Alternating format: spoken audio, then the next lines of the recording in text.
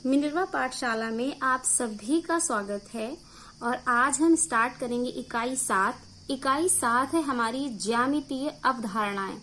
तो देखिए, ज्यामितीय अवधारणाओं में जो हमारी एक्सरसाइज है 7A, उसे स्टार्ट करने से पहले तो ये जो वीडियो होगा ज्यामितीय अवधारणाओं के परिचय के बारे में। परिचय में क्या मिलेगा आपको?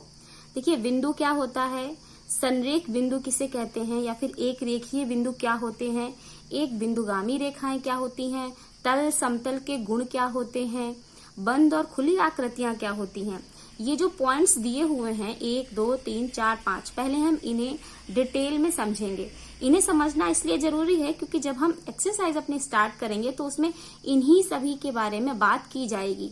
सबसे पहले यह एक परिचय का वीडियो रहेगा और परिचय में हम आपको ये सारे पॉइंट्स क्लियर कर देंगे। फिर जो नेक्स्ट वीडियो आएगा वो आएगा हमारा एक्सरसाइज के ऊपर 7A।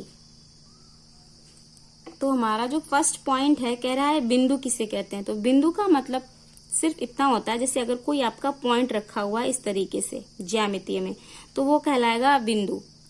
और संरेख बिंदु का मतलब होता है, अब ये केवल अगर एक पॉइंट इस तरीके से रखा है तो वो तो हो गया हमारा बिंदु, लेकिन अगर कहा है संरेख बिंदु, तो संरेख बिंदु का मतलब होता है कि जैसे आपको कोई बिंदु दिए हुए हैं इस तरीके से, ये जो मैं बिंदु बना रही हूं, देखिए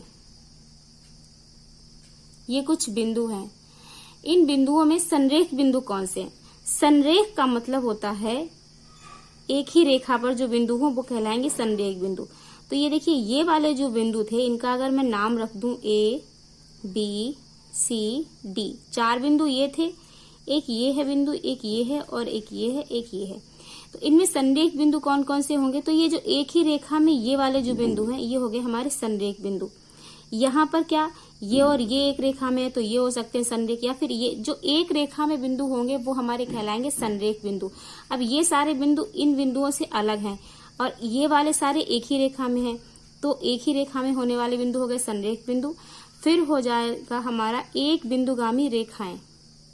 नेक्स्ट है हमारा, तो एक बिंदुगामी रेखाएं क्या होती हैं? देखिए, रेखाएं जो होती हैं बहुत प्रकार की होती हैं। सबसे पहली जो होती है हम बात करेंगे, एक होता है, देखिए यहाँ पर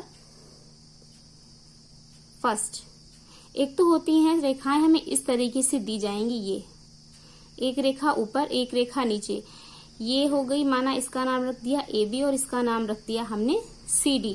तो एक रेखा देखिए ऊपर हो गई, रेखा मतलब सीधी खींची हुई लाइन, एक रेखा हो गई हमारी C और D।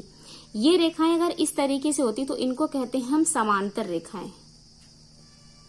समांतर रेखाएं मतलब ये रेखाएं आपस में एक दूसरे को कभी नहीं काटेंगी, क्योंकि ये देखिए बराबर ऐसे ही चलेंगी, बराबर दूरी रहेगी दोनों के बीच में और सीधी सीधी चलती चली जाएंगी। इसका मतलब ये रेखाएं आपस में कभी एक दूसरे को नहीं काटेंगी, तो ये कहलाएंगी हमारी समांतर रेखाएं। इनको लिखेंगे कैसे? AB समांतर है किसके? CD के। तो ये जो साइन होता है ये होता है समांतर का। दूसरी हमारी रेखाएं होती हैं प्रतिच्छेद रेखाएं भी होती हैं। तो वो कैसी होती है? जैसे कोई रेखा हमारी इस तरीके से दी हुई है, ये अब इसको इस तरीके से कट दिया, जैसे ये हो गई AB, ये हो गई CD और ये कोई रेखा हो गई EF। तो देखिए ये दो रेखाएं थी, इसको इस रेखा ने काट दिया, प्रतिच्छेद कर दिया, मतलब इन दोनों रेखाओं में छेद कर दिया। तो ये वाली रेखाएं इस तरीके से जो काटती हुई चलती हैं उनको कहते हैं प्रतिच्छेदित रेखाएं। एक तो ये रेखाएं हो गई।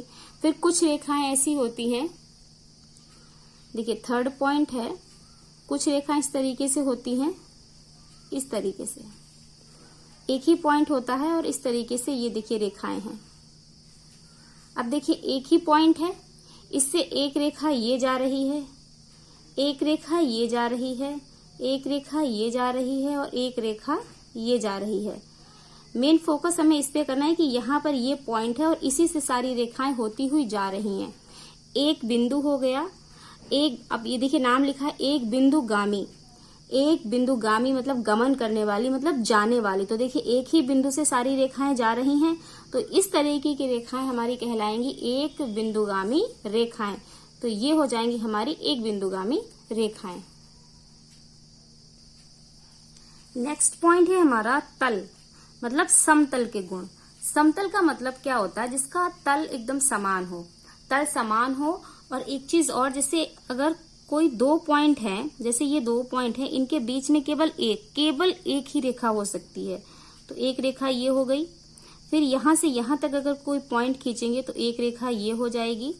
और फिर यहां पर अगर पॉइंट है तो केवल एक रेखा ये हो सकती है और एक रेखा ये हो सकती है। समतल का मतलब तल समान होना चाहिए और दो बिंदुओं के बीच केवल एक ही रेखा हो सकती है। तो ये तो हो गया समतल। एक उदाहरण के लिए हम देखिए समझेंगे, जैसे ये हमारे पास बॉक्स है, ठीक है। तो देखिए बॉक्स है, इसका ये जो एरिया है ये बिल्कुल समान है बिल्कुल। तो इसका तल जो है ये समतल कहलाएगा हमारा।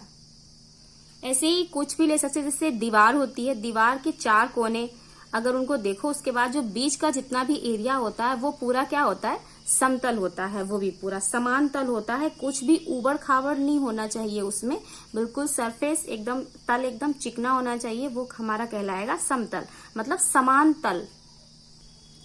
अगला पॉइंट है हमारा बंद आकृति और खुली आकृतियां।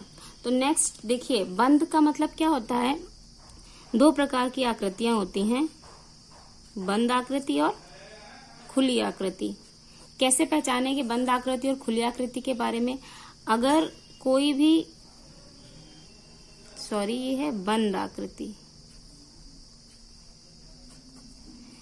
बंद आकृति और खुली आकृति।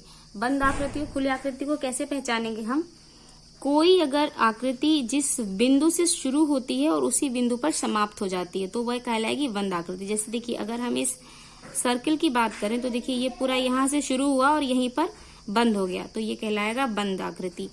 अब इसी तरीके से जैसे अगर हम ये त्रिभुज ले रहे हैं, देखिए इसमें तीन रेखाएं हैं और तीनों, इसमें कहीं से भी निकलने की जगह नहीं है, तीनों बंद हैं, तो ये बंद आकृति कहलाएगी। फिर अगर जैसे ये ले लें हम, ये भी देखिए एक बंद आकृति है। तो इस तरीके की आकृतियां जो बिल्कुल बंद हो उनको कहते हैं बंद आकृति। खुली आकृति में जैसे ये है, देखिए यहाँ पर खुला हुआ है, ये हो गई हमारी खुली आकृति, ठीक है। जैसे ये है, ये खुली आकृति है। अगर ये ले लें तो ये भी एक खुली आकृति है, देखिए खुला है यहाँ पर। बंद आकृति मतलब इस तरीके की, खुली आकृति मतलब इस तरीके से होती है खुली आकृतियां।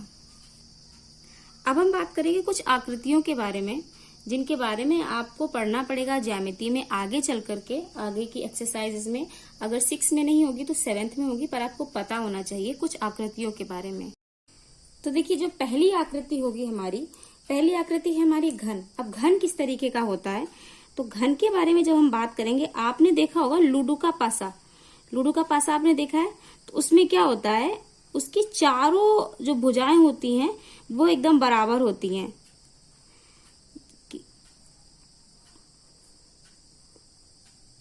देखिए कुछ इस तरीके से होता है लूडो का पासा, उसकी चारों जो भुजाएं होती हैं, ऊपर नीचे आगे पीछे, इस तरीके से चार साइड जो होते हैं उसके, चार नहीं 6 साइड जो होते हैं, 6 साइड उसके क्या होते हैं, बराबर होते हैं। जिधर एक पॉइंट होता है, जिधर 6 होते हैं, 5 होते हैं, 4, 3, 2 पॉइंट अलग अलग होते हैं, लेकिन जो वहां का एरिया होता है उतना पूरा बराबर होता है। तो उस तरीके के बॉक्स को कहते हैं हम घन, ठीक है। अब घनाभ किस तरीके का होता है, तो घनाभ देखिए कुछ इस तरीके का होता है। जैसे मेरे पास ये एक बॉक्स है, ठीक है, तो देखिए इस बॉक्स में क्या है, ये जो है सारी भुजाएं बराबर नहीं है, ये इसके बराबर है। जैसे देखिए इस ये वाला तल नीचे वाले तल के बराबर है और ये वाला तल इसके बराबर है और ये वाला जो एरिया है ये इसके बराबर है। तो इस तरीके के बॉक्स हमारे कहलाते हैं घनाभ।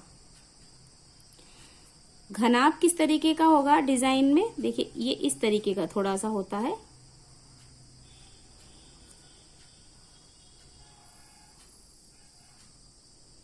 ये होता है हमारा घनाभ। इस तरीके का बॉक्स होता है। कमरे का आकार समझ लीजिए आप, अगर जैसे लंबाई चौड़ाई अगर बराबर नहीं है तो वो क्या हो जाएगा हमारा घनाभ। और जिसमें लंबाई चौड़ाई ऊंचाई सब बराबर होती हैं, देखिए लंबाई चौड़ाई और ऊंचाई तीनों क्या हो, बराबर हो, और इसमें क्या हो, लंबाई चौड़ाई ऊंचाई बराबर ना हो।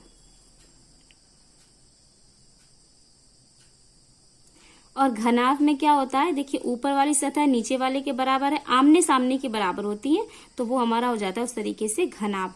गोला क्या होता है, देखिए गोला और वृत्त, जैसे अगर कोई आपके पास में पृष्ठ पर अगर कुछ इस तरीके की डिजाइन बनी हुई है गोल बिल्कुल, तो उसको कहते हैं हम वृत्त। वृत्त का एक केंद्र होता है जो बीच में होता है, इस तरीके से ये केंद्र होता है, ये वृत्त होता है। और वृत्त से जाने वाली इस तरीके की जो रेखा होती है, वृत्त में केंद्र से वृत्त की ओर इस तरीके से जाने वाली रेखा कहलाती है हमारी त्रिज्या। क्या कहलाती है? त्रिज्या। और पूरी रेखा हमारी कहलाती है व्यास। फिर अगला है त्रिभुज। त्रिभुज, भुज मतलब होता है भुजा, ठीक है, भुज मतलब भुजा, और त्रि माने तीन।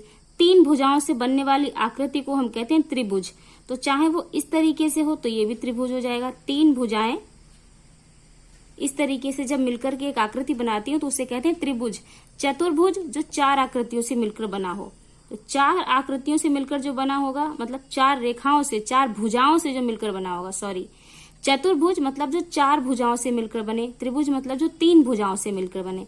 तो इसमें देखिए चार भुजाएं हैं, चार भुजाओं से मिलकर बना है, तो ये चतुर्भुज और ये हो गया त्रिभुज। फिर है शंकु। शंकु के बारे में आपने, शंकु देखिए बर्थडे जब मनाते हैं हम तो एक टोपी पहनाते हैं। देखिए बुक में आपके दी हुई है, ये देखिए इस तरीके से, इस तरीके की टोपी होती है, हैप्पी बर्थडे वाली टोपी, तो उसको कहते हैं हम शंकु। तो इस तरीके की जो डिजाइन होती है हमारी क्या कहलाती है? शंकु कहलाती है। बेलन, बेलन किसको कहते हैं? बेलन का मतलब होता है, देखिए एक ये है हमारे पास बॉक्स, देखिए इस तरीके से बेलनाकार है, और इधर का जो ये वाला जो एरिया है इसका, ये वाला एरिया ये इसके बराबर होता है। यहां पर भी ढक्कन होगा, तो ये इस तरीके का कहलाएगा हमारा बेलन। तो ये बेलन होता है इस तरीके से, इसका ये एरिया इसके बराबर होता है और ये वाला इसके बराबर होता है। फिर है अर्धवृत्त। अर्धवृत्त या अर्धगोला। तो अर्धवृत्त मतलब देखिए ये जो पूरे गोले के बारे में बात की थी, पूरे वृत्त के बारे में, अगर इसको हाफ कर दिया जाए तो देखिए इस तरीके से ये आएगा, ये हो जाएगा हमारा अर्धवृत्त। ये क्या हो जाएगा हमारा? अर्धवृत्त। और अर्धगोला का मतलब पूरा गोला, जिसे एक बॉल ले लीजिए वो हो जाएगा पूरा गोला, और उसी बॉल जो है उस बॉल को अगर आप हाफ कट कर दीजिए तो जो आधी बॉल होगी उसको अर्धगोला कहेंगे। तो ये कुछ आकृतियां हैं, इनके बारे में आपको आगे पढ़ने को मिलेगा। ये सिर्फ परिचय का वीडियो है, इसलिए इसमें ऊपर से ऐसे ही नॉर्मल सा बता दिया है कि आकृतियां कितने प्रकार की होती हैं और कौन कौन सी आकृतियों के बारे में ज्यामितीय में हमें पढ़ना पड़ता है। बाकी जो हमारी एक्सरसाइज है वो नेक्स्ट वीडियो में आपको मिल जाएगी।